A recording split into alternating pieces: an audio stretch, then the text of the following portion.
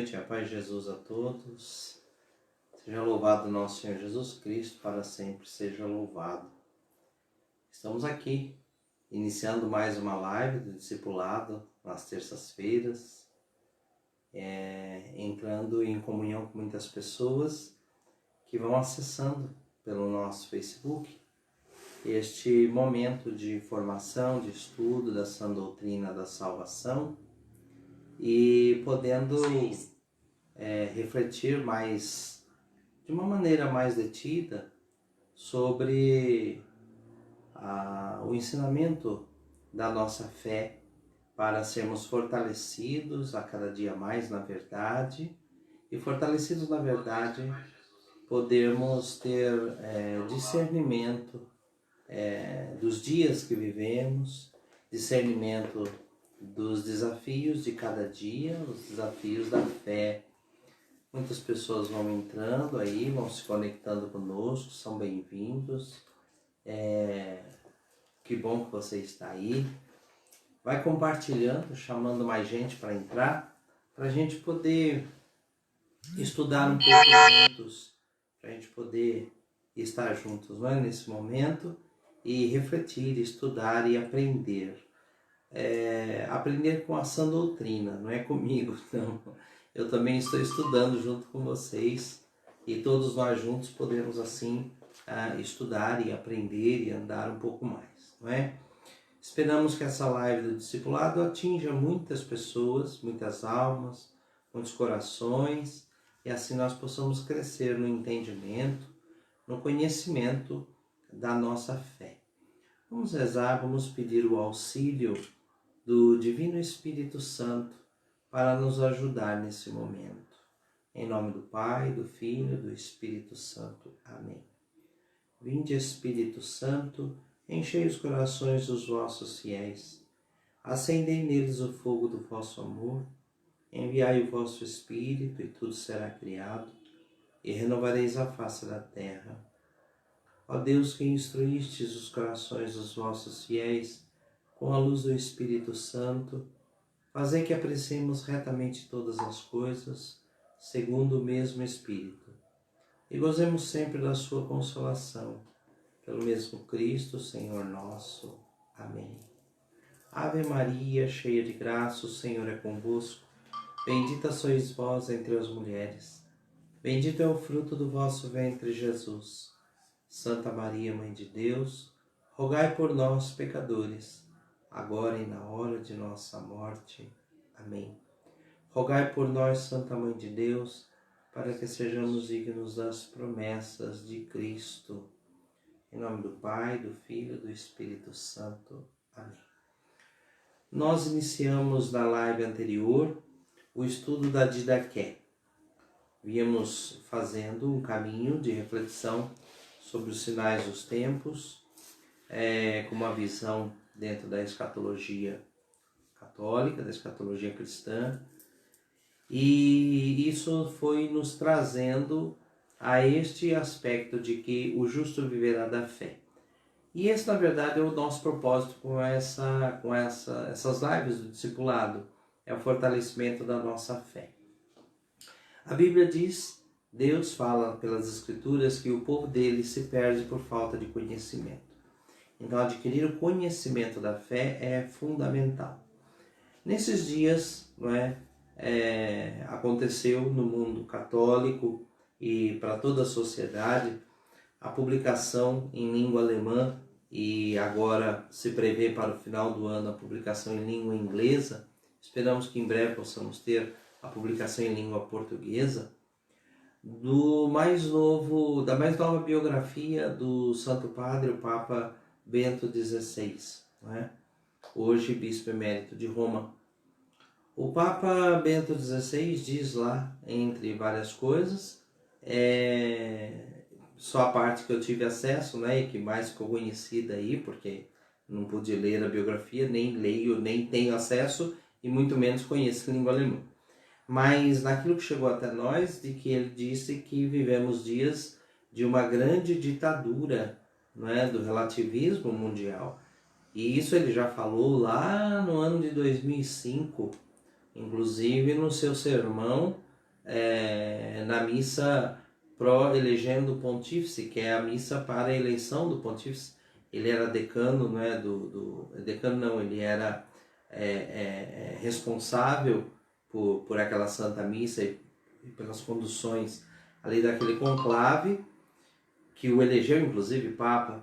E naquela missa ele já falou da ditadura do relativismo. E ele disse, então, vivemos num mundo assim, há uma imposição de uma agenda, de uma cultura anticristã, em tais níveis hoje que o homem atual, o cristão atual, que professar fora desta agenda, dos dogmas dessa civilização anticristã, que se prepara para o anticristo, que esses deverão ser excomungados da sociedade. Então, irmãos, conhecer a nossa fé hoje nos torna mais ainda proféticos e nos coloca em condição de risco, não é?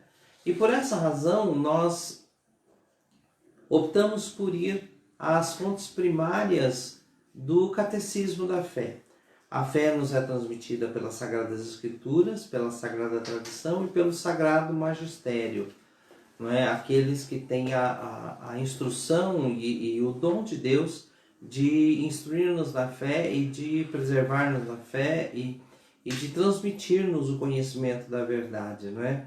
Os mestres da verdade, que é o magistério da Igreja. E o magistério da Igreja está expresso tanto no magistério vivo dos pastores da Igreja, quanto no magistério da letra, que está no catecismo da Igreja e está nos documentos eclesiais do ensino dos santos padres, dos doutores da Igreja, que transpassam os séculos. Lá no início já há um pequeno catecismo que surgiu ali, enquanto o próprio Novo Testamento era redigido, houve a redação de um pequeno catecismo, que é a Didaqué. E nós começamos lendo o primeiro capítulo da Didaqué na live passada. Hoje eu quero dar continuidade nisso e entrarmos num assunto que a Didaqué já entra naquele momento. E veja, ela foi escrita, calcula-se entre os anos 60 e 90 da era cristã. Então, enquanto se escrevia ainda o Novo Testamento, e ela expressa bem o ensinamento dos apóstolos naquela origem, e já como os cristãos enxergavam a vida cristã dentro daquela sociedade que não tinha nenhum traço de cristianismo, que ainda não havia recebido a fé cristã. Nós vivemos hoje numa sociedade que já recebeu a fé cristã e que, infelizmente, está apostatando da fé cristã ou abandonando o cristianismo.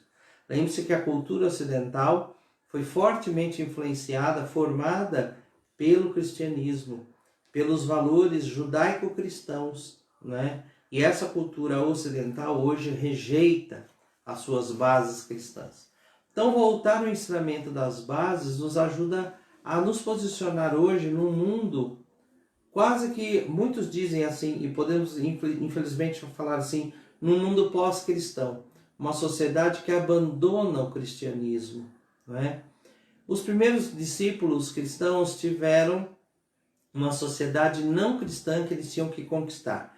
Nós temos uma sociedade pós-cristã que temos que reconquistar, ou que pelo menos preservar a nossa fé tanto quanto possível para a vinda do Senhor. Porque quando o Senhor vier, Ele quer encontrar estes homens de fé sobre a terra. E são esses que o Senhor levará consigo para com eles reinar. Agora, Ele quer que esses homens de fé estejam esperando com alegria. Então nós temos que receber esse ensino da fé para esperar com alegria. Nossas condições atuais são bastante parecidas com aquela dos primeiros séculos, do primeiro século do cristianismo, não é? De um mundo que vive sem a direção da vida na forma cristã. Nós, na sociedade brasileira, ainda temos marcas muito profundas, graças a Deus, mas hoje o cristianismo do Brasil está muito marcado por visões protestantes e até sectárias dentro do cristianismo, não é? Tem um aspecto de sobrevivência, meio que o cristianismo sobrevivendo como no afundamento de um navio, e você se agarra a algumas ferpas, cacos de madeira, pedaços para sobreviver, não é? Muito da fé cristã está nessa forma em muitas igrejas, seitas enfim, que não é o nosso assunto aqui. Mas nós temos que ir à fonte original. Então é isso que nós vamos fazer. E vamos continuar lendo a Didaqué. No capítulo 2 da Didaqué, não é, que é identificado com o título Contra a Paixão, perdão, eu fui ao capítulo 3, capítulo 2, Deveres para com a Vida. E o capítulo 2 começa a dizer o seguinte, não é? O segundo mandamento da instrução, ou Didaqué, a Didaqué, que é o livreto da instrução. Então, o segundo mandamento da Didaqué é: não matarás, não cometerás adultérios, não te entregarás à pederastia, não fornicarás, não furtarás, não exercerás magia, nem bruxaria, charlatanice. Não matarás criança por aborto, nem criança já nascida. Não cobiçarás os bens do próximo. Não serás perjuro, nem darás falso testemunho. Não falarás mal do outro, nem lhe guardarás rancor. Não usarás de ambiguidade, nem no pensamento, nem na palavra, pois a duplicidade é uma trama fatal. Tua palavra não seja falsa nem vã, mas, ao contrário, seja cheia de sinceridade e seriedade, comprovada pela ação. Não serás cobiçoso, nem malandro, nem hipócrita, nem malicioso, nem soberbo. Não nutrirás má intenção contra teu próximo. Não odiarás ninguém, não repreenderás uns e rezarás por outros, e ainda amarás aos outros mais que a ti mesmo, que tua alma. Veja, a instrução nos fala coisas muito práticas da vida e que se ligam diretamente aos mandamentos, né? E ele diz, essa é a segunda instrução. A primeira é uma instrução de amor, é aquilo que se deve fazer, nós vimos na semana passada. E a segunda é uma instrução proibitiva ou negativa, aquilo que não se deve fazer, né? E nessa segunda instrução negativa, proibitiva, ele começa dizendo, não matarás. E debaixo disso, ele vai dizendo, não cometerás adultério, não te entregarás à pederastia, não fornicarás, não furtarás. Veja, há uma série de pequenas leis, grandes, né? Leis morais, e que falam de pureza, pureza de relacionamento, pureza de intenção. Não é? Ele vai falar um pouco adiante de não haver ambiguidade no pensamento nem nas palavras, quer dizer, aquilo que Jesus disse, o sim seja sim, o não seja não. Uma vida muito simples, muito pura, muito prática, uma vida muito honesta para com Deus, honesta para com as pessoas. Agora, ele cita uma lista de elementos aqui que devem ser considerados por nós, e nos dias em que nós vivemos, esses elementos a serem considerados são muito, muito, muito importantes, porque eles eram muito comuns naquele momento. E eles precisam ser considerados agora porque são muito comuns nesse momento. O não matarás é uma expressão assim que soa com força para nós, porque sempre soou, e todas as pessoas dizem assim, não, isso é verdade, não se deve matar. Mas a Didaqué toca num ponto que é nevrálgico nos dias de hoje, que machuca ainda agora, né? E machuca muito. Porque nós vivemos numa sociedade que se condói, se derrete diante da violência, por exemplo, contra os animaizinhos. E claro, nós devemos amar os animais, né? Numa sociedade frágil, né, em que há pessoas que optam por não comer nem ovo de galinha, judiação da galinha, né? Do ovinho da galinha. Mas uma sociedade cheia de contradições que não sofre, não derrama uma gota de lágrima pelos milhões de abortos Só no ano passado, 90 milhões de abortos praticados no mundo. Por exemplo, nós estamos vivendo nesse momento esse assunto dessa pandemia. Como é triste, né, a morte de pessoas por causa desta doença, como famílias estão sofrendo.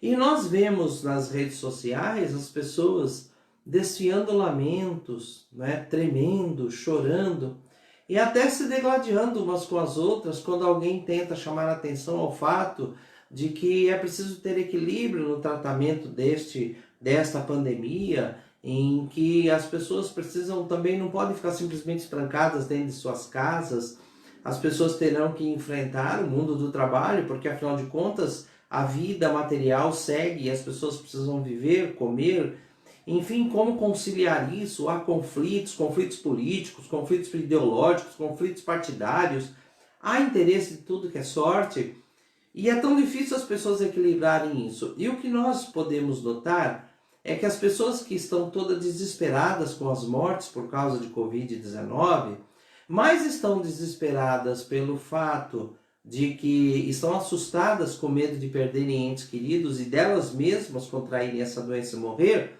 do que estão efetivamente sofrendo por causa dos mortos em si. Né? Por exemplo, eu lia nesses dias alguém que tecia o seguinte comentário. Alguém fez uma publicação mostrando que o portal da transparência dos cartórios do Brasil, né, apresenta os dados oficiais do número de óbitos, dos registros de óbitos dos cartórios. Um instantezinho que houve uma pequena interferência aí.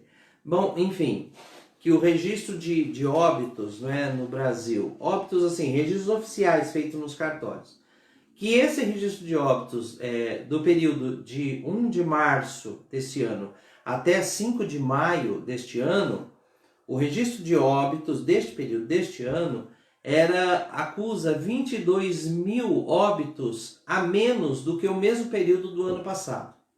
E aí a pessoa questionava, bom, mas estamos nessa pandemia com tanta morte assim, por que o número de óbitos do mesmo período comparado com o ano passado é menor? Era um questionamento. E alguém pôs o seguinte comentário, era bom que não tivesse morrido ninguém, né? É um tipo de comentário assim que demonstra medo e ao mesmo tempo uma ingenuidade pueril. Como não haveria de morrer ninguém? As pessoas morrem, né?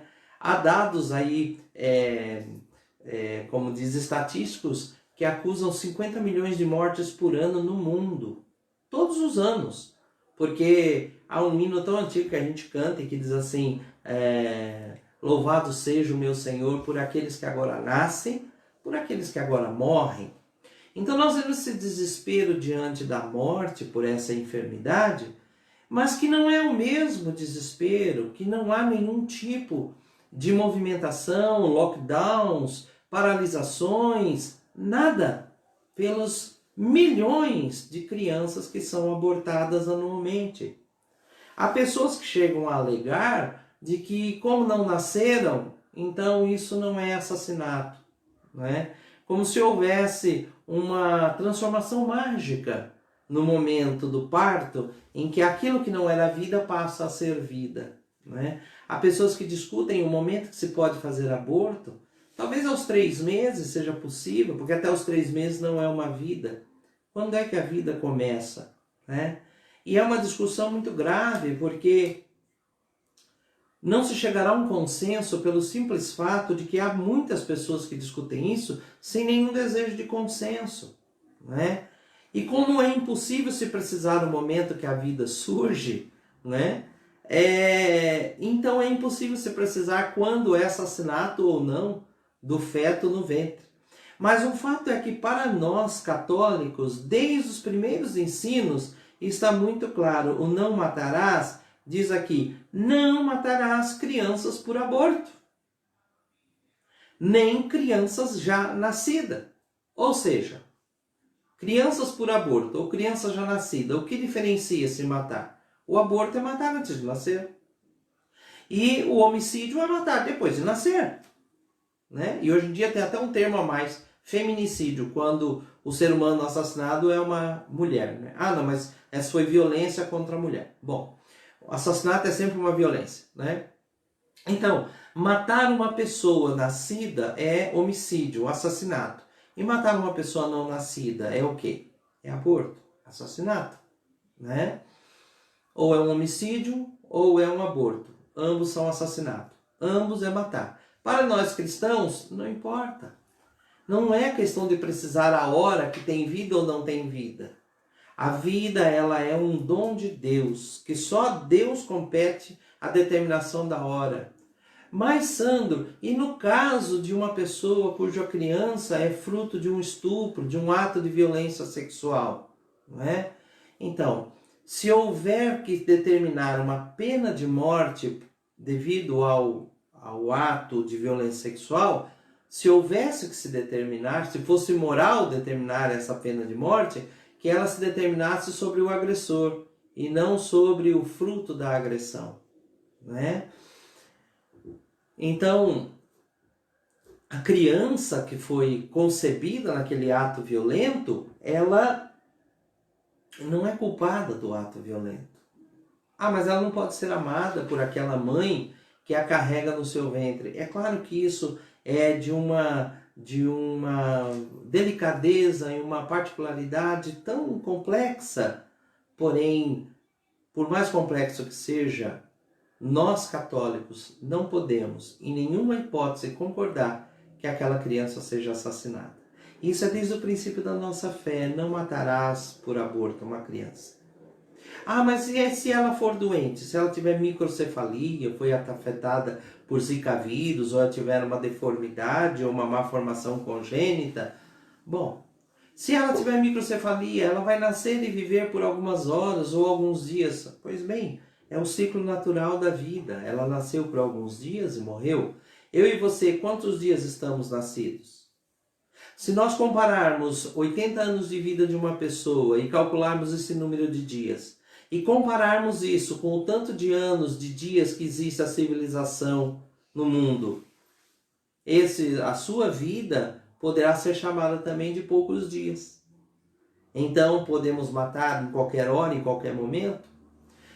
Esses fatores relativos é que estão se impondo em cima de fatores absolutos. A vida é um fator absoluto. É o que o Santo Padre disse, a ditadura do relativismo. Então, quem está aqui e vivo e pode decidir se o que está no ventre merece viver algumas horas, alguns dias ou não. Para nós católicos, este é um grande absurdo, por exemplo, na nossa nação, de juízes, legisladores que se dizem católicos, cristãos e que desrespeitam princípios básicos do cristianismo, tão básicos que estão escritos na Didaqué, que foi escrita nos anos 60, 70, 80 da nossa era. Não matarás por aborto, uma criança por aborto. Então, irmãos, eu preciso me deter neste ponto porque não matar me parece comum a todos. Ninguém quer matar e ninguém aprova que se mate. Mas por aborto há concessões em muitos católicos. Ah, mas eu sou católico e penso diferente. Não. Se você pensa diferente, ou é porque você não é católico no sentido da mesma fé, ou é porque você não é católico no sentido do mesmo pensamento. Ah, mas eu sou livre para pensar diferente. Você é livre para pensar diferente. E uma vez que você abraça a fé católica como seu modo de vida, você pegou a sua liberdade e deu a ela as condições da fé católica, da moral católica, dos princípios católicos. Então você deve pensar de forma católica. Ou então deixe de ser católico. Porque o fato é este. Nenhum de nós é obrigado a ser católico. Mas todos os que são católicos são obrigados, pela obediência da fé, a pensar e a viver como católicos. E não importa os motivos que você tenha, porque os motivos da fé são superiores. Por ele é que se fazem mártires, pessoas que se deixaram levar como ovelhas mudas, como Nosso Senhor ao matadouro, e foram mortas por defenderem o valor supremo de ser católico. Aliás, não há nada mais elevado que um homem possa ser neste mundo do que ser católico. Porque ser católico significa ser seguidor de nosso Senhor Jesus Cristo. E nada é mais elevado para uma pessoa do que ser discípulo de nosso Senhor Jesus Cristo. Mas no mundo em que as pessoas querem rebaixar o pensamento cristão ao nível de filosofia, porque querem rebaixar Jesus Cristo ao nível do pensamento comum de qualquer filósofo ou líder de religião, então para essas pessoas, esse pensamento relativista, ele faz com que os valores cristãos absolutos sejam jogados na lata do lixo em nome dos seus valores relativistas. Há frases assim: isso é verdade para você e não para mim, né? Ah, mas se você for discutir isso com o filósofo A, com o ciclano, mas eu não quero discutir isso nem você com o filósofo A e nem com o ciclano B. Nós estamos parando diante da sã doutrina e dizendo: eu sou católico. Se eu sou, esses são os meus princípios e meus valores. E é assim que eu devo viver, é assim que eu devo pensar, é assim que eu devo agir. Mas por uma obediência cega? Não, por uma obediência iluminada. Iluminada pela verdade do nosso Salvador, nosso Senhor Jesus Cristo. Para Ele demos a nossa vida. É verdade que devemos iluminar a nossa razão pela fé. É verdade que devemos ter inclusive argumentações, sim. É verdade que os grandes sábios cristãos argumentaram e mostraram. Mas, amados irmãos, a questão aqui não é uma discussão de assuntos teóricos. A questão aqui é a obediência da fé ao Salvador Jesus Cristo. E mesmo aqueles que receberam de Deus a missão de argumentar diante do mundo e diante dos opositores, esses só poderão fazê-lo não porque estão convictos intelectualmente da verdade, mas porque primeiro abraçaram a verdade em suas vidas como forma de viver. São apaixonados por Jesus Cristo e não apaixonados por argumentos e por doutrinas. São apaixonados por uma pessoa, Jesus Cristo de Nazaré. E porque o abraçaram, viverão como Ele. Agora, se receberam de Deus o dom de serem doutores da fé e argumentadores da fé diante de um mundo pagão, farão isso até mesmo a ponto de perder as suas vidas. Mas o que estamos estudando aqui não é isso. O que nós estamos fazendo aqui é olhar para o pequeno e primeiro catecismo de Daqué e ver que nela há muita clareza já no primeiro momento da fé em que não se deve cometer os abortos. Ele diz ainda que não se deve exercer magia nem bruxaria. Para aqueles que acusam a igreja que na era medieval ou no período das Inquisições foram queimadas as bruxas, exageros à parte, leis mal interpretadas à parte, atitudes grosseiras à parte, há um fato. Nunca, jamais a fé cristã mandou se queimar bruxas. Mas mandou sim que não exercêssemos a bruxaria e nem as magias. Não importa que nomes elas adquiram. Não importa de que tipo de matriz religiosa, cultural, geográfica elas são formadas. Toda religião nascida das práticas ocultistas ou das práticas esotéricas ou das práticas, como diz isso, de maneira assim escandalosas ou de práticas rituais vindas das florestas ou de povos antigos ou de adorações de ídolos ou seres da natureza, ou práticas exóticas, não importa. Uma vez estabelecida a verdade da fé cristã, ela é superior a tudo, porque ela é a verdade, porque Jesus é a verdade. Jesus é a verdade. Quando Pôncio Pilatos perguntou a Jesus o que é a verdade, o Evangelho diz que imediatamente Pilatos saiu da sala, porque Pilatos não estava interessado na verdade. Ele fez uma pergunta retórica, e perguntas retóricas não esperam respostas. Pilatos não interessava-se pela verdade. Porque se ele se interessasse pela verdade, ele teria se convertido a Jesus Cristo. E teria morrido com Jesus Cristo. Porque não pense que Pilatos sairia livre daquilo. Haveria uma revolta e o império também pegaria Pilatos, que não foi capaz de conter a revolta, e o mataria. E Pilatos não estava, portanto, interessado na verdade.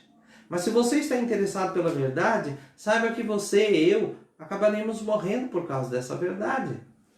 Muitas vezes não morremos de morte cruenta, ou seja, sacrificados, esfolados, crucificados ou baleados, degolados, como muitos o foram, mas morremos na reputação, nas amizades, porque muitas pessoas irão virar o rosto para nós, irão falar mal de nós, né? Matar a reputação de uma pessoa, tirar-lhe a liberdade de expressar, de pensar, de compartilhar, é muitas vezes até mais dolorido do que tirar-lhe a vida de forma cruenta. Então, pessoas morrem por anos, por décadas, não é? Quando o Papa Bento XVI disse isso, vivemos num mundo de uma imposição cultural anticristã, a ponto de que haverão excomunhões da sociedade, quer dizer, pessoas não poderão participar mais dessa sociedade. O próprio Bento XVI o demonstra na sua vida reclusa, né?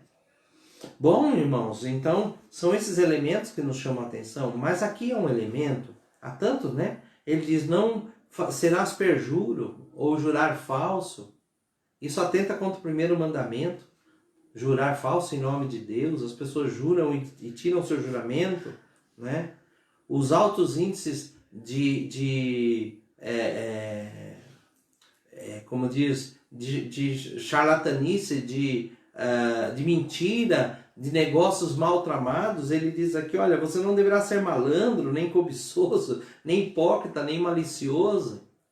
Você vai aos tribunais, às cadeias, às câmaras legislativas, tanto nas esferas municipais, estaduais e federal, e você encontra lá gente que se diz cristão, que se diz católico, que se diz evangélico, tramando, pactuando, não é? Mentiras, pactos perniciosos, malandragem, passando a perna um no outro. Que raridade encontrar entre a classe política brasileira um político honesto, né? Como se a honestidade fosse uma virtude, a honestidade é um dever. Mas estão com seus crucifixos pendurados no pescoço, suas bíblias nas gavetas, não é? Indo às igrejas. Claro que hoje muitos viram as costas mesmo, declaradamente. Mas para nós católicos, como está a sua vida, a sua honestidade, a minha honestidade? Na compra, na venda, no namoro, nos relacionamentos. Ele diz aqui, ele começa dizendo, né, não cometerás adultérios. Adultérios, nossa, irmãos, como que o nosso mundo se tornou adúltero? As pessoas abandonam seus casamentos e vão contrair uniões com outras pessoas, e não se pode mais falar que é adultério, porque as pessoas ficam magoadas, ficam chateadas. Nós fazemos até uma pastoral de segunda união, porque as coisas estão tão complicadas, não é? Mas não se pode falar em adultério. Há tanto assunto assim para se tratar. O catecismo da Igreja Católica, não é? Ele é muito claro sobre isso. Não tenho tempo para tratar sobre tudo isso, mas ele é muito claro e fala disso. Jesus disse, se o homem deixar a sua esposa e se unir com outra mulher, comete adultério. E isso vale também para a mulher que deixa o seu esposo e se une a outra pessoa. E comete adultério quando deixa, não é só quando deixa em casa e vai na rua fazer em segredo, mas quando deixa no leito nupcial, na madrugada, num certo horário, e vai à internet fazer isso. Ou quando deixa rompendo o laço do matrimônio através do divórcio e vai se unir a outra pessoa. Adultério.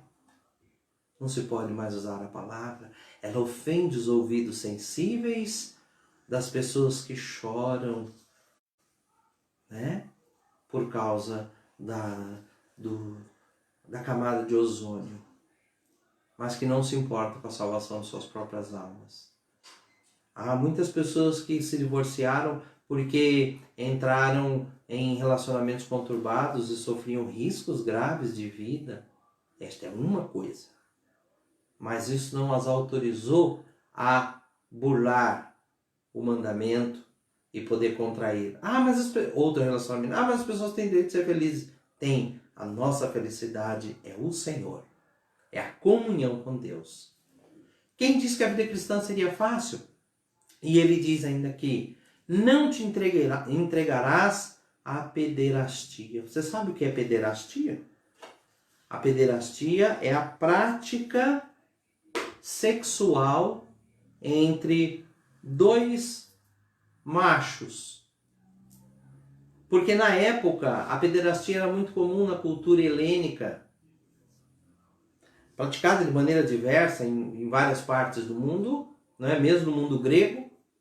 Havia lugares que ela era totalmente ajeitada, lugares que ela era totalmente aceita. Mas a pederastia era praticada entre homens, né? Porque a prática sexual feminina era mais reprimida, né? O mundo grego achava que as mulheres serviam apenas para a procriação, né? E que os homens estavam numa classe superior.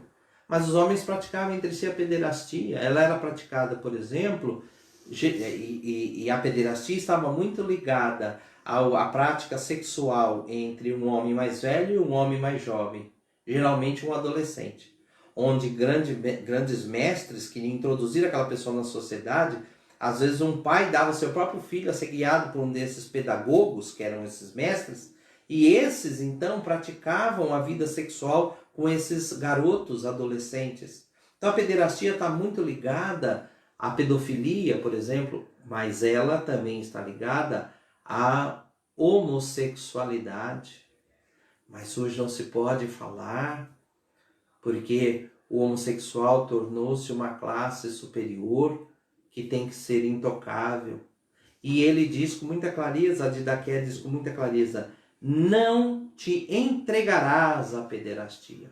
E aqui cabe a separação entre ser homossexual e praticar homossexualidade ou atos homossexuais.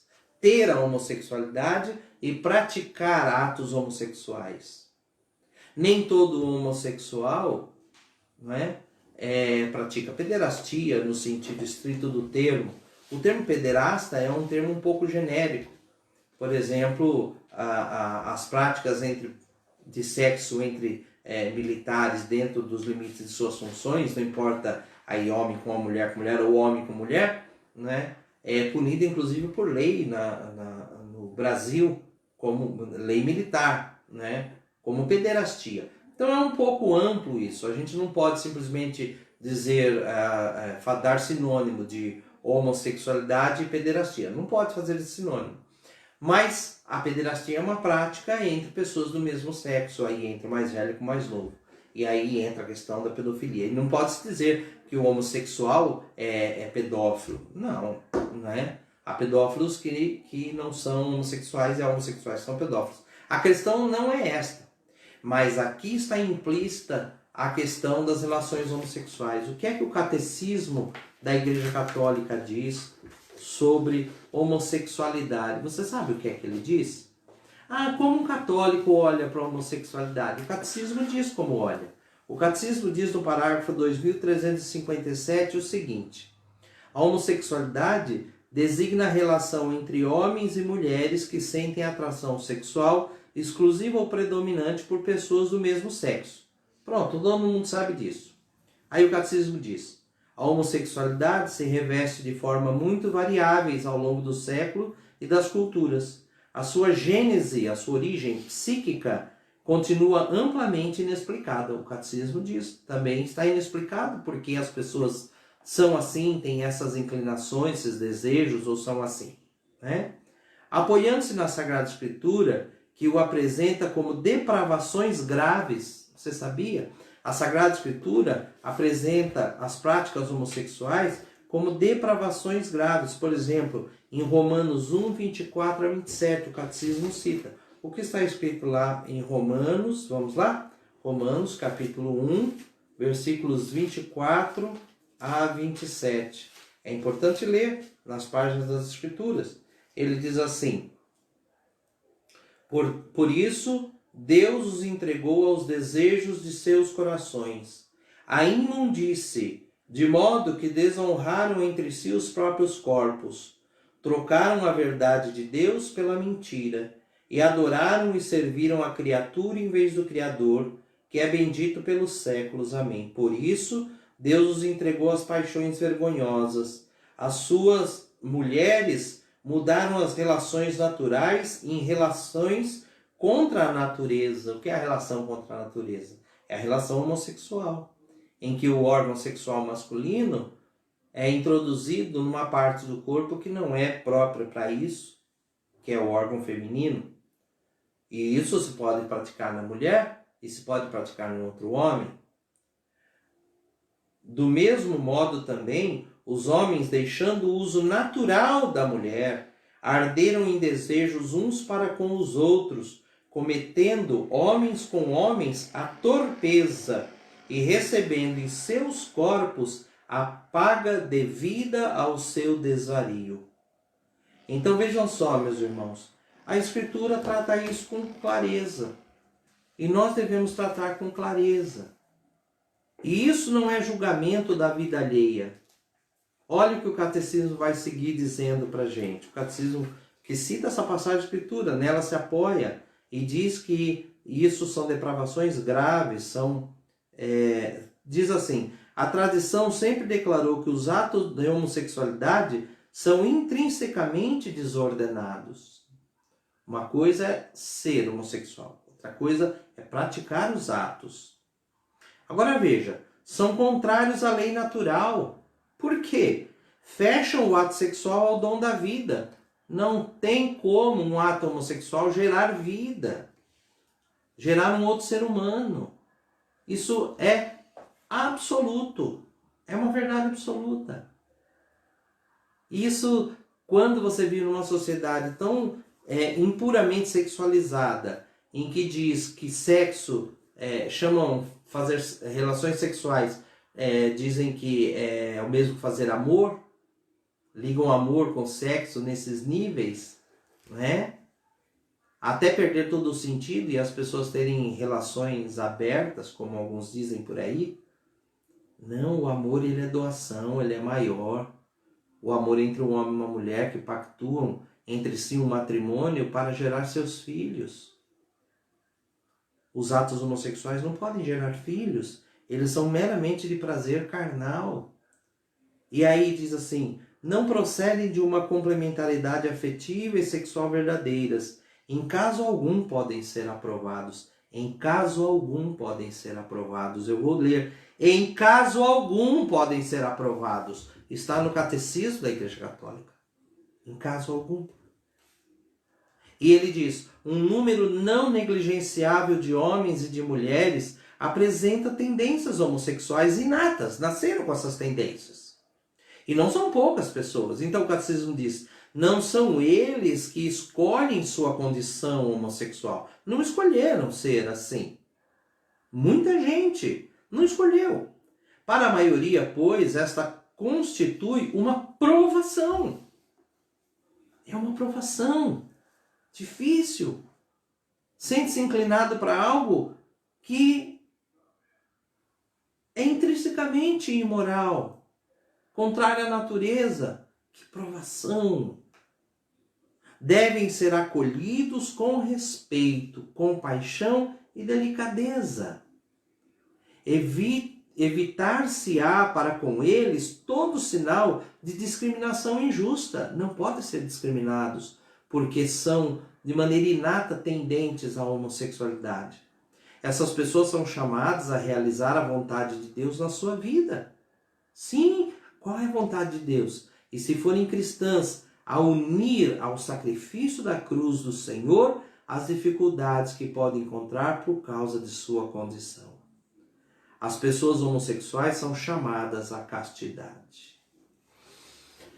Meu Deus, então quer dizer que se alguém se torna cristão, é católico e está inclinado, ele não deve se entregar à pederastia, disse aqui.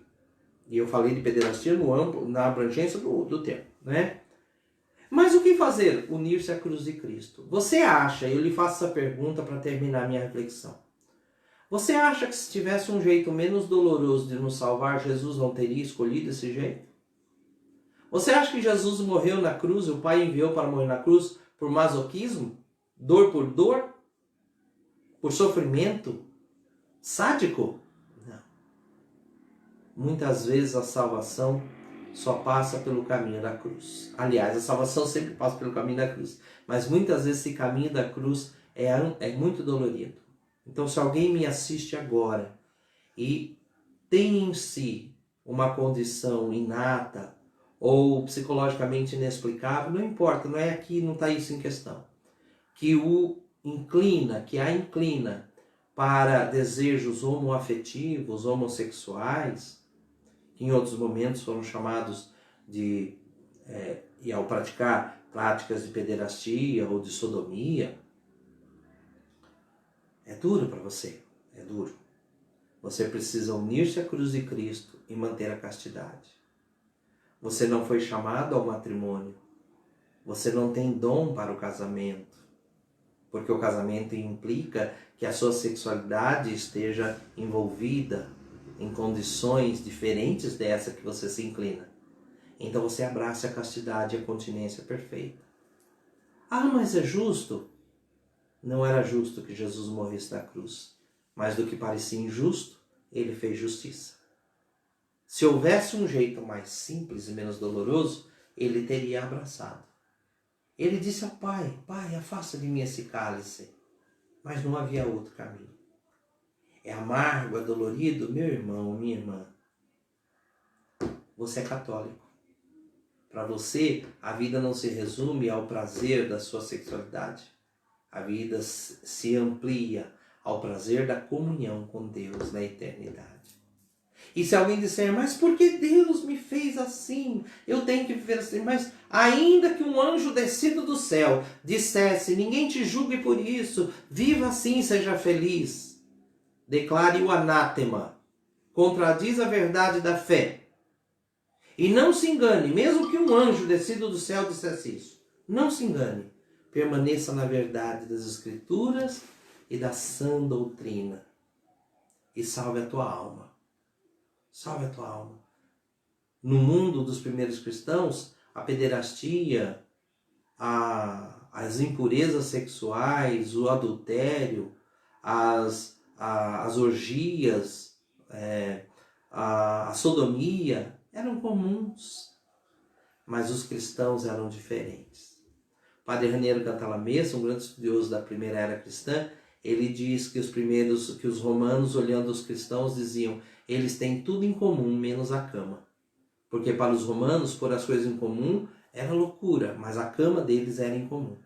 Eles tinham deuses para seus bacanais. Sabia que a palavra bacanal vem do deus Bacos, que era o deus do vinho, onde faziam festins, orgias, e eles se embriagavam de vinho e depois se misturavam sexualmente com toda sorte de práticas terríveis. Né? Parece que não muito diferente dos dias de hoje.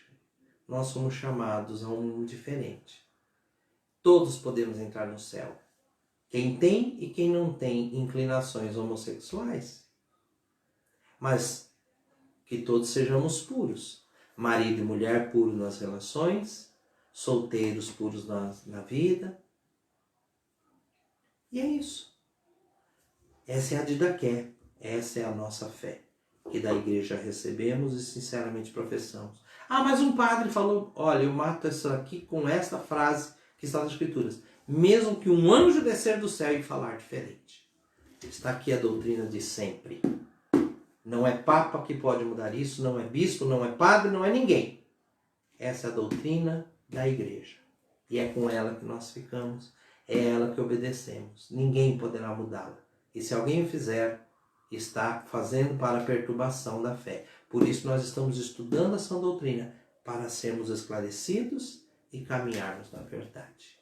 Senhor nosso Deus e nosso Pai, concede-nos a graça de andar na verdade da Tua palavra e de sermos puros, Senhor, e de vivermos como luzeiros no meio das trevas, puros no meio de uma sociedade impura, não como seus juízes, mas como seus iluminadores, mesmo que isso nos custar a nossa reputação e até a nossa vida física. Senhor, é melhor sermos queimados nesta vida do que na próxima. Bendito seja o teu nome, agora e para sempre. Amém. Obrigado por você ter participado dessa live conosco. Graças a Deus, quanto mais temos para tratar, não é? Se Deus quiser, continuaremos na próxima semana e vamos firmes no Senhor. Não se esqueça, todos os dias, às 3 horas da tarde, horário de Brasília sempre, né? Às 3 horas da tarde, o Terço da Misericórdia. Todas as terças, às 20 horas, o discipulado. E às quintas-feiras, às 20 horas, o grupo de oração. E no domingo, às 18 horas, o terço de Nossa Senhora. 18h30, a Santa Missa, logo após o terço. Missa rezada na forma extraordinária pelo Padre José Henrique do Carmo. Entra também lá no YouTube, meu irmão. Nós estamos precisando, minha irmã, de mais inscrições, chegar a 1000 inscritos lá. Vamos lá, Rosto de Deus, procura lá no YouTube o nosso canal Rosto de Deus, se inscreve, pede para os seus amigos se inscreverem, vamos bater essa meta rapidinho aí, chegar no 1000 inscritos, que além das publicações que a gente tem lá, a gente vai poder também estar fazendo as lives pelo YouTube, tá bom? Deus abençoe você, que Nossa Senhora esteja com todos nós, que a Mãe da Pureza nos ajude a ser puros. Santa Maria Gorete nos ajude na pureza, São Domingos Sávio nos ajude na pureza e nós possamos atravessar este mundo como Jesus Cristo, sem nos manchar, para chegar no reino dos céus. Deus abençoe a todos, até o próximo encontro.